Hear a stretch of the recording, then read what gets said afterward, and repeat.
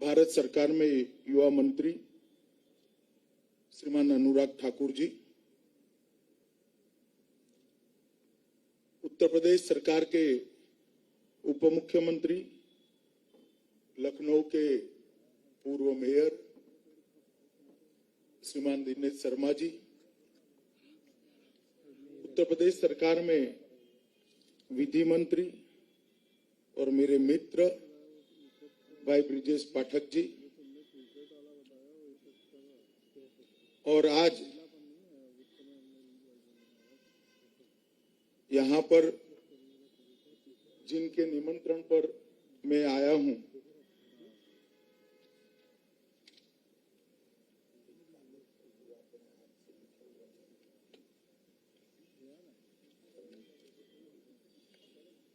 आज जिनके निमंत्रण पर मैं आज आया हूं, ऐसे भाई संजय सेठ जी और लखनऊ शहर और लखनऊ ग्रामीण क्षेत्र से उपस्थित सभी प्रबुद्धजन, आप सभी को मेरा नमस्कार। स्वाभाविक है, चुनाव के कुछ दिन पहले मीटिंग रखी है, तो मेरा तो उद्देश्य यहाँ आने का भारतीय जनता पार्टी की ओर से हमारी बात आप तक पहुंचाना है। परंतु मैं इतना निश्चित कह सकता हूं कि हम जो बात भारतीय जनता पार्टी लेकर इस चुनाव में निकली है, उसमें भारतीय जनता पार्टी कम और उत्तर प्रदेश की जनता ज्यादा है। क्योंकि भारतीय जनता पार्टी जिस एजेंडे को लेकर निकली है, वो एजेंडा उत्तर प्रदेश को फिर से एक बार गौरवशाली उत्तर प्रदेश बनाना, उत्तर प्रदेश को फिर से एक बार सबसे समृद्ध राज्यों की सूची में सबसे ऊपर ले जाना, उत्तर प्रदेश को फिर से एक बार सबसे सलामत राज्यों की सूची में सबसे ऊपर ले जाना, उत्तर प्रदेश को फिर से एक बार सबसे शिक्षित राज्यों की सूची में सबसे ऊपर ले जाना, और उत्तर प्रदेश को फिर से एक बार देश का सांस्कृतिक नेतृत्व करने का अवसर प्रदान करना, ये लक्ष्य लेकर हम 2014 से भारतीय जनता पार्टी के कार्यकर्ता यहां पर काम कर रहे हैं। भैया बैठ जाइए आप प्लीज, मैं यहीं खड़ा रहकर बोलूंगा, आप जरा भी चिंता मत करिए। अरे बैठ जाओ अब भाई, मैं जिद्दी प्रकार का आदमी हूं, नहीं बोलूंगा।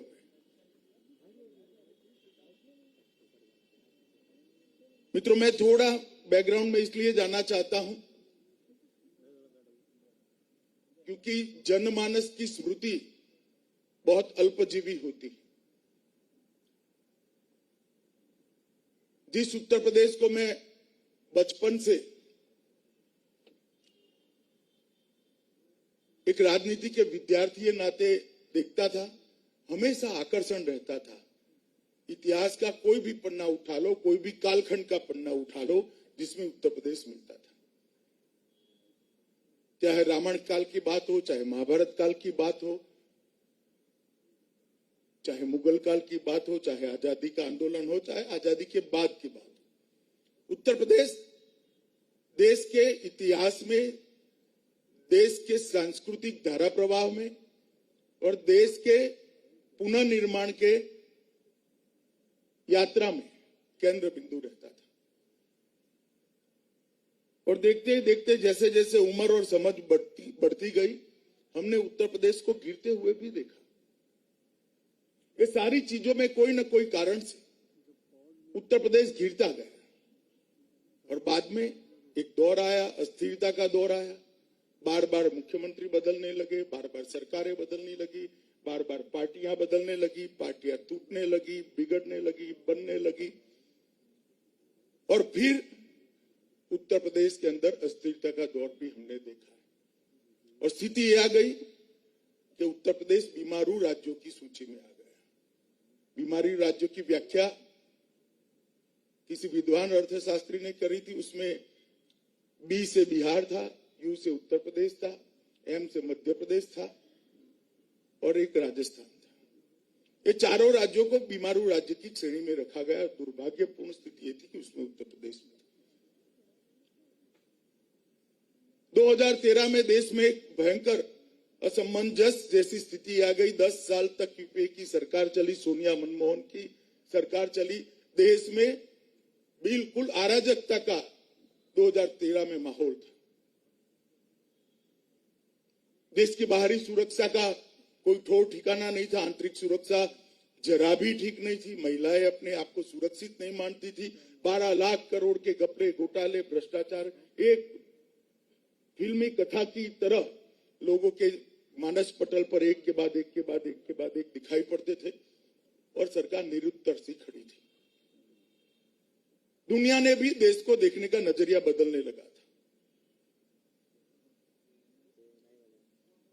देश की सरकार इस तरह से चलती थी कि कुछ एडमिनिस्ट्रेशन को जानने वाले पंडित कहते थे कि पॉलिसी पैरालिसिस हो गया है।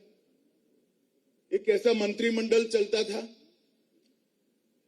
जिसमें हर मंत्री अपने आप को प्रधानमंत्री समझता था। प्रधानमंत्री को बेचारे को कोई प्रधानमंत्री नहीं मानता था।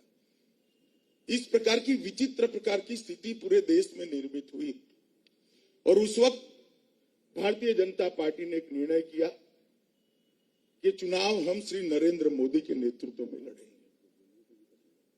और उसके बाद भारतीय जनता पार्टी का एक चुनाव अभियान भी चला। मेरा सौभाग्य है कि इस चुनाव अभियान में उत्तर प्रदेश की जिम्मेदारी मुझे दी गई और मेरा उत्तर प्रदेश की राजनीति से पहली बार प्रत्यक्ष संबंध आया। 2013 के मई के आसपास मैं उत्तर प्रदेश में आया। उत्तर प्रदेश को दूर से देखते थे, नजदीक से देखने लगे। यहीं लखनऊ में रहता था,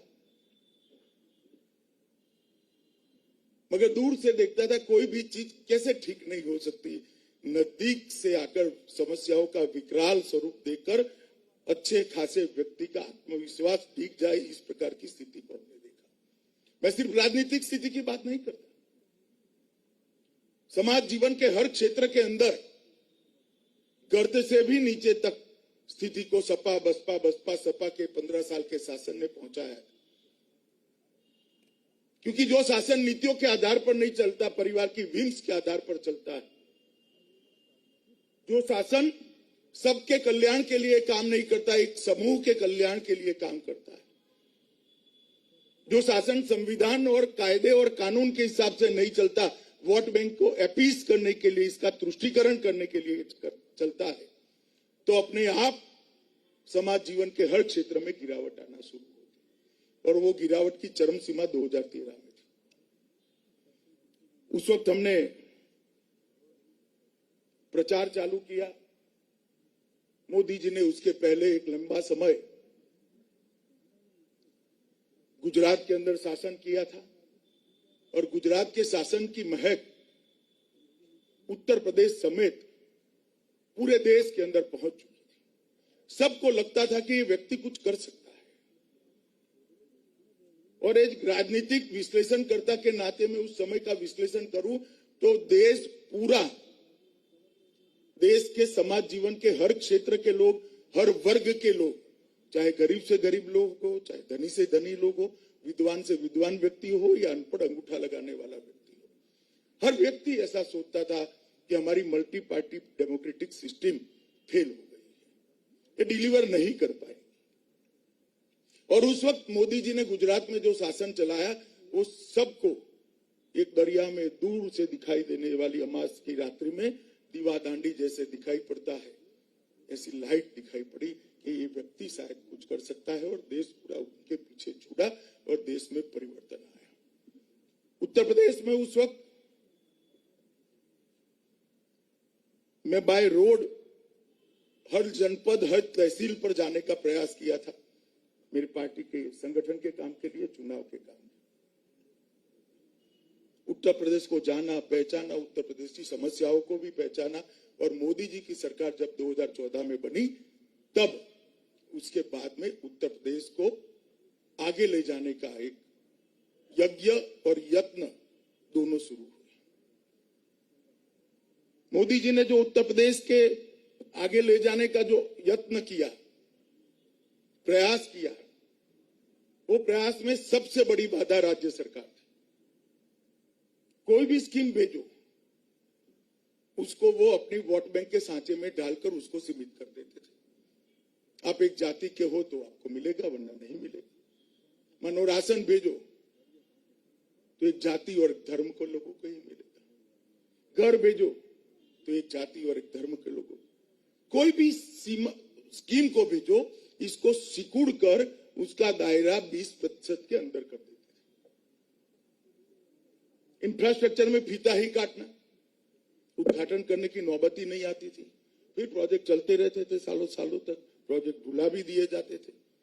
मैं बीच में बाद में पूरी बात बताऊंगा, आप लोगों को थोड़ा जरा ज्यादा गंभीर हो गए, हंसाने के लिए कहता हूं। अभी अभी 2 सिंचाई योजना का उद्घाटन मोदी जी ने किया, इसकी आयु मुझसे ज्यादा है। 1961 में जवाहरलाल नेहरू ने जिसका भूमि पूजन किया था, उसका उद्घाटन अभी मोदी जी ने अभी अभी किया। 57 तो मुझे ही हो गए। 59 साल की आयु वाली वो योजनाएं थी, जिसका पत्थर भी गुम हो गया था। हमने ढूंढ ढांड कर जवाहरलाल जी का नाम रखकर पत्थर को फिर से लगवाने का काम किया। इस प्रकार की व्यवस्था उत्तर प्रदेश के अंदर थी, और उस वक्त ये बहुत जरूरी था कि उत्तर प्रदेश में एक ऐसी सरकार बने जो सरकार राजनीतिक स्थिरता दे, जो सरकार नीतियों की दृष्टि से सातत्यपूर्ण तरीके से चले, कानून और व्यवस्था को ठीक करे, जो सरकार ट्रांसपेरेंट हो, जिसके अंदर करप्शन का कोई स्थान न हो, पारदर्शी हो, वचन में भी पारदर्शिता हो, कृति में भी पारदर्शिता हो, और जो सरकार लोगों के प्रति संवेदनशील हो। ये 5 आयाम सरकार के हो, ऐसी सरकार उत्तर प्रदेश में बहुत जरूरी थी। वरना उत्तर प्रदेश का पुनरुत्थान, उत्तर प्रदेश का पुनर्निर्माण और उत्तर प्रदेश के गौरव की पुनर्स्थापना असंभव थी। हमें उस वक्त कोई चेहरा तो तय नहीं कर पाए, मगर मोदी जी के नेतृत्व पर सबको भरोसा था। हम चुनाव में कूदे, नोटबंदी हुई, नोटबंदी के कारण सबके हौसले बुलंद थे, साफ हो जाएंगे, ये हो जाएंगे, वो हो जाएंगे। मगर मोदी जी के नेतृत्व में हम चुनाव में जब निकले, और फिर से एक बार 2014 की तरह हमारी चुनाव अभियान शुरू हुआ, चलते चलते चलते अंत में जब काउंटिंग हुआ, 325 सीटों के साथ भारतीय जनता पार्टी पर उत्तर प्रदेश की जनता ने भरोसा किया। और मैं आज आपके सामने आया हूं, अगले 5 साल आप भारतीय जनता पार्टी को जरूर दीजिए, ये कहने के लिए आया हूं। परंतु साथ में हमने जो वादा किया था राजनीतिक स्थिरता का, हमने जो वादा किया था सातत्यपूर्ण नीतियों का, हमने जो वादा किया था कानून और व्यवस्था की परिस्थिति को बदलने का, हमने जो वादा किया था पारदर्शी, भ्रष्टाचार मुक्त और जो कहा वो करने वाली सरकार का, और हमने एक वादा किया था संवेदनशील सरकार का, वो वादों का हिसाब किताब भी मैं लेकर आया हूं।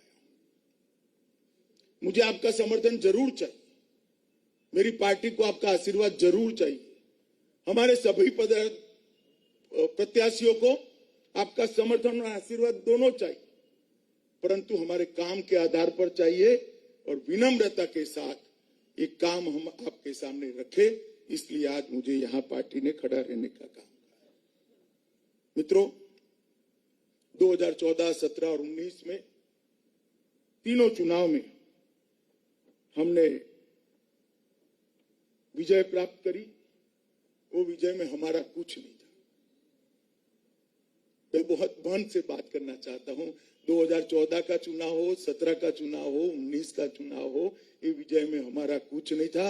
आपका ही आशीर्वाद और समर्थन था जिसने प्रचंड बहुमत के साथ भारतीय जनता पार्टी को, और उसके आधार पर जब सरकार चलाने का मौका आया, तब हमने देखा कि उत्तर प्रदेश पहले क्या था और अब क्या बनाना है। इसके आधार पर 2017 का हमारा घोषणा पत्र हमने जारी किया था। मैं बड़ी बड़ी बात करूं तो घोषणा पत्र के 92.6% वादों को आज पूरा कर कर हम आपके साथ सामने खड़े हैं। 92.6% वादे हमने समाप्त कर दिए। कुछ चीजें तो आपके ध्यान में भी है, मगर मैं कुछ चीजों को ध्यान दिलाना चाहता हूं। ये उत्तर प्रदेश, मैंने जैसे कहा, महाभारत कालीन सभ्यता यहाँ है, रामायण कालीन सभ्यता है, तो उत्तर प्रदेश को यहाँ का व्यापार, यहाँ की कला, ये भी महाभारत कालीन और रामायण कालीन, रामायण काल से चली आ रही। महाभारत काल में ज्यादा पृष्ठ हुई, उसके बाद में और पृष्ठ। एक छोटी सी बात मैं करना चाहता हूं जिसकी ओर आपका ध्यान जाना चाहिए। हमारे घोषणा पत्र में मुझे उस वक्त बहुत पत्रकारों ने पूछा था इसका मतलब क्या है, क्या हो जाएगा इसका। हमने कहा था एक जनपद एक उत्पाद हम तय करेंगे, और एक जनपद एक उत्पाद के तहत जो परंपरागत उत्पाद थे हर जनपद के, उसके मार्केटिंग का एक इंफ्रास्ट्रक्चर राज्य सरकार पूरा करेगी और उनको वो उत्पाद में उत्पादन करने के लिए कार्यशील मूड़ी और पूंजीगत मूड़ी भी देगी। आज मैं आपको कहने आया हूं 80 के 80 जनपद के एक एक उत्पाद तय हो चुके हैं और लगभग 1.5 करोड़ लोग इससे रोजगारी प्राप्त करें। एक छोटा सा विचार, 1.5 करोड़ लोगों को रोजगारी देता है। और आज जब कन्नौज का अत्तर विदेश में भी जाता है और उत्तर प्रदेश की ब्रांड बनाता है, तब जाकर संतोष होता है कि छोटा सा काम कितना परिणाम दे सकता है। मित्रों, मैं क्रम में ही बोलूंगा क्योंकि संजय सेठ जी ने हुक्म किया है कि 40 मिनट में मुझे समाप्त करना है, तो आप लोगों का समय भी बहुत मूल्यवान है। तो सबसे पहले हमने राजनीतिक स्थिरता दी। हमने एक ऐसी सरकार बनाई जो 325 सीटों के बहुमत के साथ थी। योगी जी को पार्टी ने मुख्यमंत्री बनाया और योगी जी के नेतृत्व में 5 साल सरकार चली। कोई टांग खिंचाई नहीं, कोई उठापटक नहीं, कोई मुख्यमंत्री की बदल नहीं, कोई ज्यादा मंत्री परिषद में भी बदलाव नहीं, और एक राजनीतिक स्थिरता के साथ सरकार चलाने का हमने काम किया। मैं इसलिए कह रहा कि राजनीतिक स्थिरता और पार्टियों में भी होती है। मानो कांग्रेस पार्टी, तो वहां राजनीतिक स्थितियां पीढ़ियों की है और कोई बन ही नहीं सकता।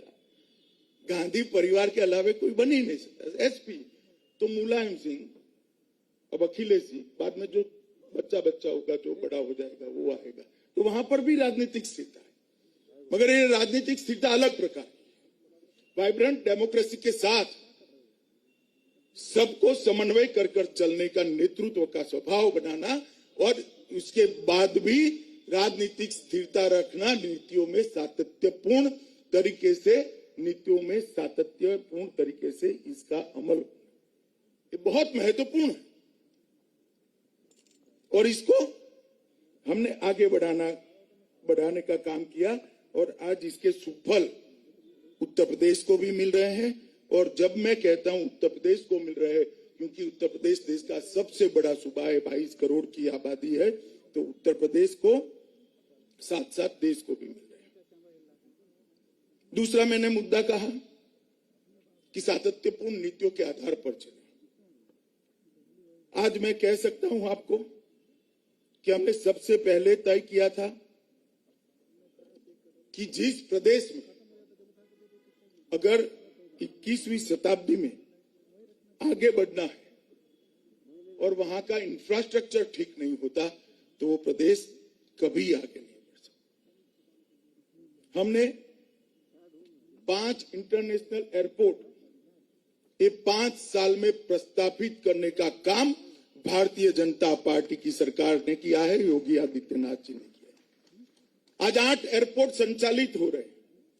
70 साल में 2 आधे अधूरे प्रयास। अच्छा था इसलिए मैं इसको एक्सप्रेसवे कह ही देता हूं, मगर एक्सप्रेसवे न कह सके ऐसे 2 एक्सप्रेसवे आधे अधूरे कोई बनाकर गया था।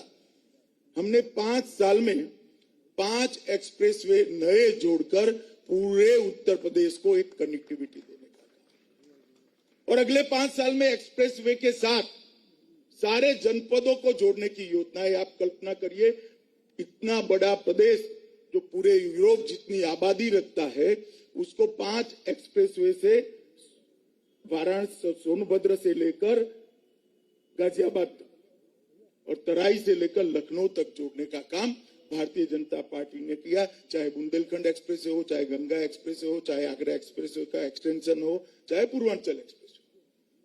परंतु इसके साथ अब हम हर जनपद को जोड़ना चाहते हैं। लगभग 14,471 किलोमीटर जो रोड्स बने थे, उसका चौड़ीकरण भी किया और सुदृढ़ीकरण भी किया, इसको मजबूती प्रदान की और उसको 4 वे थे वहां 6 वे, 2 वे थे वहां 4 वे बनाने का काम भारतीय जनता पार्टी ने किया। एक 5 ही साल के अंदर नोएडा, गाजियाबाद, कानपुर, आगरा, मेरठ, गोरखपुर, वाराणसी, प्रयागराज और झांसी, लखनऊ आदि अखिलेश जी कर गए, ट्रायल दिखा दिया। ये सारे शहरों में मेट्रो पहुंचाने का काम भारतीय जनता पार्टी की योगी आदित्यनाथ की सरकार ने। मित्रों, मैं आपको दावे के साथ कह सकता हूं 10 शहरों में मेट्रो पहुंचाने का काम भारतीय जनता पार्टी और नरेंद्र मोदी के नेतृत्व के अलावे हो नहीं सकता। उत्तर प्रदेश के अंदर इसकी वायबिलिटी चेक करने में ही कई साल चले जाते। हमने सबसे पहला काम किया कि वायबिलिटी चेक ही नहीं करनी है, ये रिक्वायरमेंट है, इसलिए वायबल है कर हमने उसको शुरू किया और आज 10 के 10 शहरों में मेट्रो का काम शुरू हो गया। इन्वेस्टमेंट समिट के अंदर पहले मैंने एक इन्वेस्टमेंट समिट में देखा हूं, अफसर तो वही थे, मुख्यमंत्री बदल गए थे। ये हमारी लोकतंत्र की तासीर, अफसर वही थे, मुख्यमंत्री बदल गए थे। मैंने इन्वेस्टमेंट समिट दिल्ली में देखा था। वहां एक जर्नलिस्ट ने पूछा कि भाई इन्वेस्टमेंट समिट है उत्तर प्रदेश की, आप दिल्ली में काहे को कर रहे हो?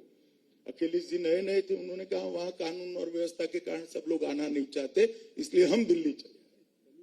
अरे भले आदमी, कानून और व्यवस्था के कारण लखनऊ कोई आना नहीं चाहता तो अपने रुपये लगाकर इंडस्ट्री कैसे वहां लगाएगा, ये तो पहला समझो। हमने यही इन्वेस्टमेंट समिट करा, 4.68 लाख करोड़ के एमओयू किए और इसमें से मैं ही ग्राउंड ब्रेकिंग सेरेमनी में आया था। 3 लाख करोड़ की इंडस्ट्री उत्तर प्रदेश में काम करना शुरू कर दी। मैं इसमें सरकारी योजनाओं को नहीं गिन, 44,000 की केंद्र बेतवा योजना बनेगी, या एक्सप्रेसवे बनेंगे, मेट्रो बनेंगे, ये सब नहीं गिनता। और प्रधानमंत्री ग्राम सड़क योजना के लिए ये सबसे ज्यादा महत्वपूर्ण है। 7,000 किलोमीटर सड़क का निर्माण पूर्ण कर दिया है और 6,800 का निर्माण कार्याधीन है। जिस राज्य के अंदर इंफ्रास्ट्रक्चर ठीक न हो, वो राज्य कभी प्रगति नहीं कर सकता। मैं तो उत्तर प्रदेश के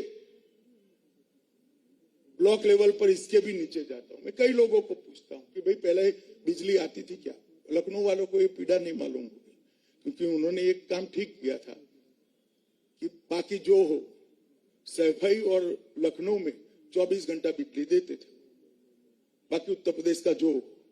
मगर मैं गारंटी से कहता हूं, हर महानगर में 24 घंटा बिजली और हर गांव में मिनिमम 22 घंटा बिजली पहुंचाने का काम ये भारतीय जनता पार्टी की योगी सरकार ने किया। और मोदी जी ने इसके लिए ढेर सारा रुपया भेजा, योजनाएं भेजी।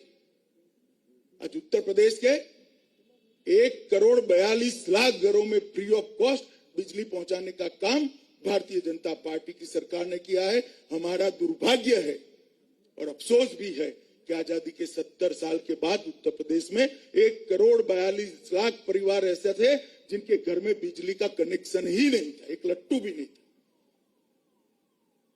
आज मैं गर्व के साथ कह सकता हूं, उत्तर प्रदेश में एक भी घर ऐसा नहीं है जहां बिजली का कनेक्शन नहीं। लगभग 42 लाख गरीबों के आवास बनाए हैं और हमने लक्ष्य रखा है कि 2024 के पहले, हमारे घोषणा पत्र में भी लेकर आए हैं, 2024 के पहले एक भी व्यक्ति ऐसा नहीं होगा जिसके पास अपना घर नहीं होगा, हम उत्तर प्रदेश में घर बगैर के व्यक्ति को रहने ही नहीं देंगे। हर एक को घर देंगे तो उसको घर ही मिल जाएगा। लगभग स्मार्ट सिटी के माध्यम से ढेर सारे लखनऊ, कानपुर, प्रयागराज, वाराणसी, आगरा, सहारनपुर, बरेली, झांसी, मुरादाबाद और अलीगढ़ लगभग 20,000 करोड़ की योजनाओं को इतने शहरों में हमने उसका जाला बिछाने का काम किया। 20,000 करोड़ रुपया शुद्ध रूप से भारत सरकार स्मार्ट सिटी के लिए खर्च करेगी, जिससे इसका विकास होगा। और राज्य सरकार ने भी और 7 नगरों को राज्य सरकार के वित्त पोषण से स्मार्ट सिटी बनाने का काम किया।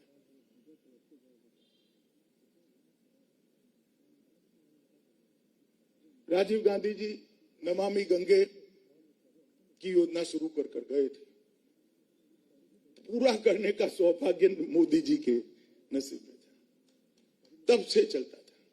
मुझे मालूम नहीं इलाहाबाद कुंभ में, प्रयागराज के कुंभ में आप में से कितने लोगों ने स्नान किया। मैं तो गया हूं, आचमन भी किया हूं, स्नान भी किया हूं, और तब जाकर मालूम पड़ा कि योजना पूर्ण हो चुकी है। बहुत महत्वपूर्ण बात। गंगा पूरी देश का आस्था का केंद्र है,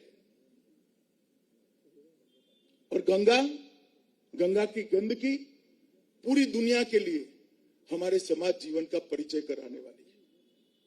ये परिवर्तन हमने बहुत कम समय के लिए किया। इंडस्ट्री के अंदर भी लगभग इतना बड़ा प्रदेश होने के बावजूद भी उत्तर प्रदेश जब भारतीय जनता पार्टी की सरकार बनी तब 9वें स्थान पर था देश की इकोनॉमी के तालिका में। 9वें स्थान पर 22 करोड़ की आबादी, सिर्फ खाने पीने का खर्च करो तो भी 15 नंबर तक तो पहुंच जाते हो। 22 करोड़ लोगों के खाने पीने की व्यवस्था करो तो, मगर हम 9वें नंबर पर थे। 5 ही साल में हम 9वें नंबर से दूसरे नंबर पर आने का काम भारतीय जनता पार्टी, और मैं विश्वास दिलाता हूं, हमें 5 साल पूरे नहीं चाहिए, आप सरकार बना दीजिए, अगले 2 साल में ही उत्तर प्रदेश पूरे देश की नंबर 1 अर्थव्यवस्था बनेगा, 1 नंबर की अर्थव्यवस्था। केंद्र सरकार के वित्तीय सहयोग से स्वास्थ्य, शिक्षा और बुनियादी ढांचे में जो इन्वेस्टमेंट हुआ है, इसके आधार पर ढेर सारा इन्वेस्टमेंट आया है, और 80 तक उत्तर प्रदेश की विकास दर भारत की एवरेज विकास दर से ज्यादा रहती थी हमेशा। 51 से आंकड़ा मेंटेन होना शुरू हुआ है, 51 से 80 तक ये ज्यादा रहती थी। फिर गिरावट शुरू हुई, और आज मैं कह सकता हूं कि हम फिर से नेशनल एवरेज के करीब पहुंच चुके हैं। कुछ समय के अंदर तालिका में भी ऊपर जाना शुरू कर देंगे। ये परिवर्तन बहुत महत्वपूर्ण है। किसी डॉक्टर को लगेगा कि भाई हम तो रह ही रहे, ऐसा नहीं। हम समाज के साथ जुड़े हैं, प्रदेश के साथ जुड़े हैं, प्रदेश के भविष्य के साथ, प्रदेश के साथ हमारा भविष्य जुड़ा है, हमारी पीढ़ियों का भविष्य जुड़ा है। इसको बेहतर बनाने की जिम्मेदारी हमारी है, और ये निर्णय करने का अधिकार संविधान ने हर नागरिक को दिया है, और उसमें मेरे सामने जो नागरिक बैठे हैं, इनकी जिम्मेदारी इसलिए ज्यादा है कि आपका सिर्फ एक वोट नहीं है, आपकी जिम्मेदारी वातावरण बनाने की भी है। आप वातावरण बना सकते हो, इसलिए मैं आपको ये बात कहता हूं। एफडीआई 98 तक राष्ट्रीय एफडीआई में से सिर्फ 2% मिला था, इसको भी हमने बहुत बड़ी मात्रा में बढ़ाने का काम किया है। ढेर सारे मैंने जो आगे कहा, इस तरह से वाराणसी में हथकरघा, फिर ढेर सारे जिलों के, बुलंदशहर में खुर्जा मिट्टी, ढेर सारे जनपद के एक हमने उत्पादों को राष्ट्रीय पहचान देने का काम किया है। और आज गवर्नेंस के सारे मापदंड, ईज ऑफ डूइंग का हो, गवर्नेंस इंडेक्स हो, सब में उत्तर प्रदेश आज 1 से 3 के अंदर लाने का काम योगी आदित्यनाथ की सरकार ने करा है। लगभग अर्थव्यवस्था हमें सरकार मिली तब 11 लाख समथिंग 11 लाख करोड़ से थोड़ी ज्यादा थी। आज हम 22 लाख करोड़ तक एक 5 साल में ही डबल कर आपके सामने उपस्थित हुए। मित्रों, प्रति व्यक्ति आय इसमें 2.3 गुना बढ़ोतरी करी है। उत्तर प्रदेश की प्रति व्यक्ति आय में एक 5 साल के अंदर 2.3 गुना बढ़ोतरी करी और सामाजिक इंडेक्स के अंदर 80% का सुधार किया है। ये काम जो हुए हैं ये सिर्फ 5 साल में हुआ है और आज 44 योजनाएं भारत सरकार की है जिसमें उत्तर प्रदेश मतलब 56 में से 44 में उत्तर प्रदेश देश में 1 नंबर है इंप्लीमेंटेशन के अंदर। मित्रों, बहुत बड़ी उपलब्धि है। देश में कई ऐसी चीजें हैं जिसमें हम प्रथम हो गए। स्मार्ट सिटी अवार्ड 3 साल से उत्तर प्रदेश को सबसे ज्यादा मिल रहा है। प्रधानमंत्री आवास योजना इंप्लीमेंटेशन में उत्तर प्रदेश सबसे पहले नंबर पर है। सूक्ष्म लघु और मध्यम उद्योग MSME की स्थापना में पूरे देश में उत्तर प्रदेश 1 नंबर पर है। शौचालय 5 साल में लगाने में उत्तर प्रदेश 1 नंबर पर है।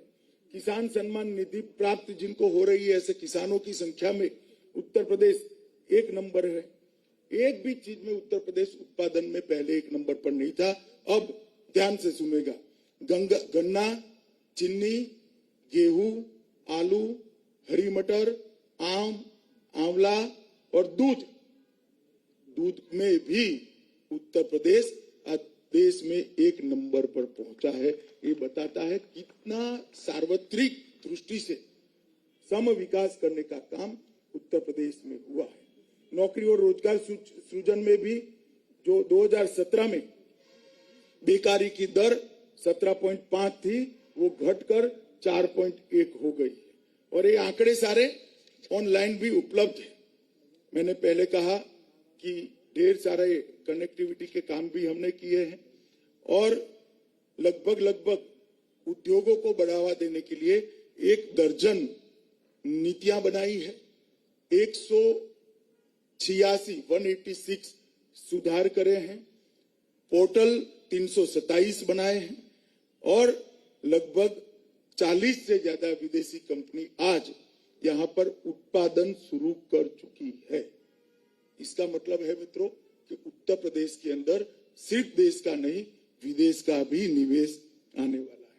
जिस उत्तर प्रदेश में पहले छर्रे और कट्टे बनते थे वहां पर आज मिसाइल्स और गोला बन रहा है जो देश की सुरक्षा 24 घंटे करने में सक्षम है।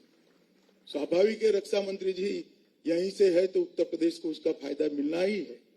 तो लखनऊ से लेकर बुंदेलखंड तक एक डिफेंस कॉरिडोर बनाया गया जिसके अंदर ढेर सारा इकाई लगेगा जो उत्तर प्रदेश के युवाओं के लिए बहुत बड़ी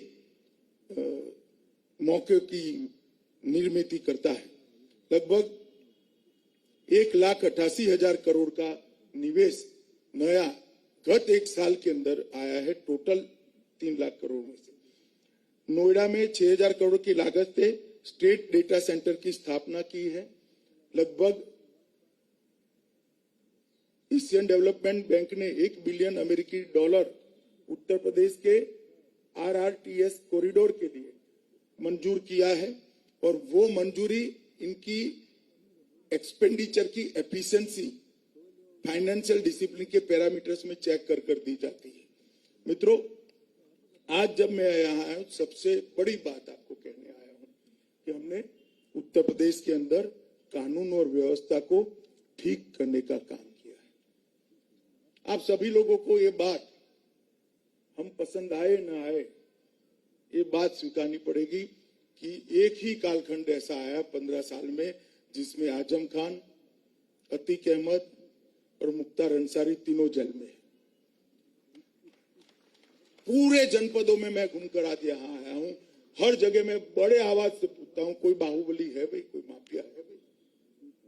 उत्तर प्रदेश की कानून और व्यवस्था की लचर परिस्थिति को भारतीय जनता पार्टी ने सुधारा है और इसके लिए ढेर सारे काम हमने किए हैं।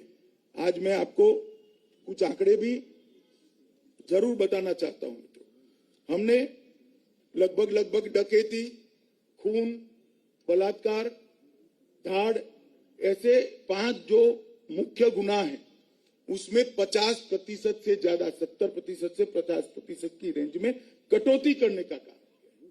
और पहले कौन जाति है वो सोचकर एफआईआर दर्ज होती थी। एक धर्म विशेष के लोगों की एफआईआर दर्ज नहीं होती थी, परंतु भारतीय जनता पार्टी की सरकार ने गुनाह क्या है वो देखकर एफआईआर रजिस्टर करने की शुरुआत करी।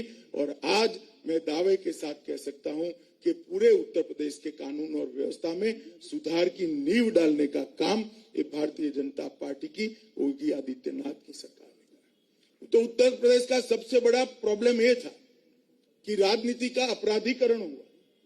मेरी बात को ध्यान से सुनना। उत्तर प्रदेश की राजनीति का अपराधीकरण हुआ था और एडमिनिस्ट्रेशन का, वहीवटी तंत्र का राजनीतिकरण हो गया। हमने दोनों को दूर किया। राजनीति में से अपराधीकरण को भी समाप्त किया है और एडमिनिस्ट्रेशन का जो राजनीतिकरण हुआ था वो भी समाप्त कर दिया है। आज कोई भी अफसर संविधान के हिसाब से, कानून के हिसाब से, नियमों के हिसाब से फैसले लेते हैं। वो किस पार्टी का है, किस जाति का है, किस धर्म का है, इसके आधार पर फैसला नहीं लेता है। और इसके कारण ढेर सारी चीजें ठीक होने लगी। और इम्प्लीमेंटेशन, पहले उत्तर प्रदेश में इम्प्लीमेंटेशन के बहुत बड़े प्रॉब्लम थे। आज देश में सबसे ज्यादा टीका लगाने वाला राज्य अगर कोई है तो उत्तर प्रदेश। ये पहले संभव ही नहीं था। कोरोना आया तब सबको डर लगता था, न जाने कितने लोग भूख से मर जाएं, मगर उसको भी संभाला गया। और इसके साथ साथ हेल्थ इंफ्रास्ट्रक्चर को भी हमने आगे बढ़ाया गया। सबसे ज्यादा टेस्टिंग हमने उत्तर प्रदेश में हुआ है देश में, सबसे ज्यादा वैक्सीनेशन हुए हैं। लगभग 541 ऑक्सीजन प्लांट बनाए गए हैं, 15 लाख बेड बनाए गए हैं, हेल्थ इंफ्रास्ट्रक्चर को सुधारा गया है, 40 मेडिकल कॉलेज बनाई गई है, 50 से ज्यादा इंजीनियरिंग कॉलेज बनाई गई है, 28 पॉलिटेक्निक कॉलेज बनाई गई है, 32 नर्सिंग कॉलेज बनाई गई है। ये सारी चीजों को एक 5 साल के अंदर किया। आपको लगेगा कि एक वोट देना है, इसमें इतनी सारी भाषण अमित भाई क्यों कर रहे हैं? सिर्फ वोट का सवाल नहीं है, आपका मन से जुटना है विकास यात्रा में भारतीय जनता पार्टी के लिए बहुत जरूरी है। आपका आशीर्वाद भारतीय जनता पार्टी के लिए बहुत जरूरी है। ये जब तक नहीं मिलता, कोई सरकार में उसकी पैंट है, सबको बुलाते हैं, हमें भी आपत्ति नहीं है। मैं आपको खुले मंच में पूछना चाहता हूं कि पहले जो घपले, घोटाले, भ्रष्टाचार, भर्ती से लेकर ठेके देने में आपके कान पर योगी सरकार का एक भी बड़ा स्कैम आया हो तो आप खुले मंच में मुझे बता सकते हैं। बिल्कुल पारदर्शिता के साथ हमने सरकार चले। वर्ग 3 और 4 की सारी भर्तियों में से इंटरव्यू ही गायब कर दिए। जो बच्चा सबसे ज्यादा मार्क लाया होगा उसके घर पर अपॉइंटमेंट लेटर चला जाएगा कि तुझे चपरासी की नौकरी मिल गई, कोई इंटरव्यू देने की जरूरत नहीं। ये वही सरकार कर सकती है जिसके मन में संवेदनशीलता हो। वही सरकार कर सकती है कि 100 रुपया आया है केंद्र से, 125 बनाकर मेरे प्रदेश का कैसे काम करूं, वो जिसके मन में सोच हो वही सरकार कर सकती है। और वो हमने किया है। और सबसे बड़ी बात है संवेदनशीलता। नरेंद्र मोदी जी ने जब 2014 में उनको एनडीए का नेता चुना गया, एक बात लोगों के सामने कही थी, पूरा देश सुन रहा था कि भारतीय जनता पार्टी की सरकार गरीबों की सरकार है, पिछड़ों की सरकार है, दलितों की सरकार है और ये सभी का उतना ही अधिकार है जितना सबसे ज्यादा धनवान व्यक्ति का है। मुझे मालूम है मैं किस फोरम में बोल रहा हूं, मगर मैं बोलना चाहता हूं। आप कल्पना कर सकते हैं कि सोनभद्र में, देवरिया में, बलिया में किसी के घर में टॉयलेट नहीं है, वो घर की महिलाओं की हालत क्या होती है? आप कल्पना कर सकते हैं सुबह इनकी स्थिति क्या होती होगी, कितनी शर्म महसूस होती है। 70 साल तक किसी ने नहीं सोचा। आप कल्पना कर सकते हैं कि 1,42,00,000 लोगों के घर में बिजली नहीं है, इसके बच्चे पढ़ते कैसे होंगे? आप कल्पना कर सकते हैं, जिनकी आमदनी 3,000 रुपये से ज्यादा है प्रति माह, वो व्यक्ति अपना इलाज कैसे कराता होगा? आप कल्पना कर सकते हैं, जिसके घर में गैस का सिलेंडर नहीं है, उसका घर टहनिया और कंडे जलाकर कैसे धुएं से भर जाता होगा? वो माता को फाइब्रोसिस हो जाता था, इसकी आंख की ज्योति चली जाती थी और 60 साल की आयु में वो मृत्यु के शरण होती थी। और आजादी के 70 साल की बात भारतीय जनता पार्टी की सरकार ने इस विषय में ढेर सारे काम किए। मैं इसलिए बताना चाहता हूं कि लखनऊ वालों की भी जिम्मेदारी है, उत्तर प्रदेश के गरीब से गरीब व्यक्ति को अच्छा जीवन मिले, वो सुनिश्चित करने की जिम्मेदारी मेरी और आपकी, हम सभी की। उसकी नहीं है। अगर उसकी चिंता उसने ही करनी है तो संविधान का क्या फायदा?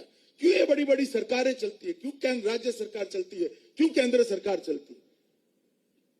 राज्य सरकार, केंद्र सरकार और संविधान इसलिए है कि उसकी चिंता करने की जिम्मेदारी उसकी नहीं है, जो राज्य सरकार चुनकर आती है उसकी है। और मित्रों, अब मैं बताना चाहता हूं, ध्यान से सुनना। एक 5 साल के अंदर नरेंद्र मोदी जी ने उज्ज्वला योजना लाए, 1,67,00,000 उत्तर प्रदेश के घरों में गैस का कनेक्शन देने का काम भारतीय जनता पार्टी की सरकार ने किया। 1,67,00,000 घरों में से धुआं गायब कर दिया। 1,42,00,000 घरों में फ्री ऑफ कॉस्ट बिजली का कनेक्शन पहुंचाकर 2-2 एलईडी के लट्टू उसके घर में हमने देने का काम किया। 1,42,00,000 लोगों के घर में आजादी के 70 साल के बाद आज बिजली पहुंची। 2,61,00,000 घर ऐसे हैं जिनके घर में शौचालय पहुंचा है आजादी के 70 साल के बाद। वो मेरी माताएं, बहनें, बच्चियां आज सम्मान के साथ जी रही है कि मुझे कोई खराब दृष्टि से देख नहीं सकता, मेरे भी घर में शौचालय है। वो शौचालय को आज लग्जरी मानती। मित्रों, लगभग 82,00,000 लोगों को हमने घर दिया है। 15 करोड़ लोगों को कोरोना के समय में प्रति व्यक्ति 2 साल तक प्रति माह 5 किलो अनाज फ्री ऑफ कॉस्ट पहुंचाकर उसकी रोजगारी बंद हो गई थी, इसके घर का चूल्हा जलाने का काम किया नरेंद्र मोदी जी ने। और योगी जी ने तेल, दलहन और नमक देकर उसको बाकी की रसोई में भी सुविधाएं दी। मित्रों, लगभग 3,76,00,000 किसान ऐसे जिनको ऋण लेना है तो 6,000 से ज्यादा मिल ही नहीं सकता था, क्योंकि जमीन ही उसकी नहीं। अब 6,000 ऋण लेता था, भर नहीं पाता था, ऋण ही बन जाता था। बार बार डिमांड आती थी कि ऋण माफ करो। मोदी जी ने ऋण लेने की संभावना ही समाप्त कर दी थी। हर व्यक्ति को 6,000 रुपया सीधा उसके बैंक अकाउंट में भेज दिया कि भैया ये तेरा 6,000, तुम्हारा कृषि का काम करो, तुम्हें ऋण लेने की जरूरत नहीं है। लगभग 23,000 करोड़ रुपया हमने किसानों को ट्रांसफर करने का काम किया है। 37,600 करोड़। और इसके साथ साथ 15 करोड़ लोगों को 5 लाख तक कोई भी 15 करोड़ लोगों को 5 लाख तक कोई भी बीमारी आए, कोई भी अस्पताल में जाना हो, 5 लाख तक का पूरा खर्चा आज भारत सरकार, मोदी जी भर रहे हैं। उसको बीमारी के बोझ से मुक्त करने का काम ये भारतीय जनता पार्टी की नरेंद्र मोदी सरकार ने किया। मित्रों, मैं इसलिए कहता हूं कि संविधान हमें संवेदनशील बनाने की सीख देता है। सरकारों को संवेदनशील होना, जिसका कोई नहीं है उसकी सरकार होनी चाहिए। और आज उत्तर प्रदेश में ये लगभग 1 करोड़ घर हर मामले में लखनऊ वालों के मन में एक दर्द पैदा करने के लिए आज मैं कह रहा हूं कि हमें मालूम नहीं है कि हमारा वोट सोचे समझे बगैर अगर कहीं देते हैं तो वो 1 करोड़ गरीबों का क्या होगा। अगर सोच कर देते हैं तो वो 1 करोड़ गरीब को मन में आज आशा, अपेक्षा, उमंग, उत्साह जगी है। वो देश की विकास यात्रा में जुड़ जाएगा, उत्तर प्रदेश और देश को आगे बढ़ाने का काम करेगा। ये सरकारें इसलिए बहुत महत्वपूर्ण है। मेरा इसके साथ रिश्ता है, इसने मेरा कुछ काम कर दिया है, ये मेरे यहाँ दवाई कराता है, ये मुझे मिलने आया था भोजन पे, ये क्राइटेरिया नहीं होते। क्राइटेरिया समग्र यूपी का समग्रता से विकास कौन कर सकता है, वो क्राइटेरिया। जातिवाद के बगैर कौन सरकार चलाता है, वो क्राइटेरिया। तुष्टीकरण के बगैर कौन सरकार चलाता है, वो क्राइटेरिया। डेमोक्रेसी के सिद्धांतों में मानकर परिवारवाद के बगैर कौन सरकारें चलाता है, वो क्राइटेरिया है। और इसीलिए मैं कहता हूं, जातिवाद, परिवारवाद और तुष्टीकरण के आधार पर चलने वाली सरकारें कभी उत्तर प्रदेश का भला नहीं कर सकती। अंत में 5 मिनट में मैं कुछ बताना चाहता हूं मित्रों। उत्तर प्रदेश की जिम्मेदारी है, उत्तर प्रदेश का इतिहास है, उत्तर प्रदेश का गौरव भी है कि सांस्कृतिक और आध्यात्मिक रूप से उत्तर प्रदेश ने देश का नेतृत्व किया है। 3 बड़े मसले थे, राम जन्मभूमि, काशी विश्वनाथ और विंध्यवासिनी का मंदिर। तीनों मसलों का समाधान मैं ज्यादा बोलना नहीं चाहता, मगर मोदी जी के नेतृत्व में एक 5 साल में ही भारतीय जनता पार्टी की सरकार ने समाप्त। राम मंदिर भी बनेगा, काशी विश्वनाथ कॉरिडोर बन चुका है और भव्य विंध्यवासिनी का धाम भी बनने जा रहा है। ये उत्तर प्रदेश की परंपरा है, इसको किसी ने धर्म के साथ जोड़कर नहीं देखना चाहिए। ये हमारा सांस्कृतिक गौरव है, जिसको पूरा देश, पूरी दुनिया जिसका सम्मान करे। वो धरोहरों को फिर से एक बार पुनर्निर्माण कर गौरवान्वित करने का काम देश के प्रधानमंत्री नरेंद्र मोदी जी ने किया है।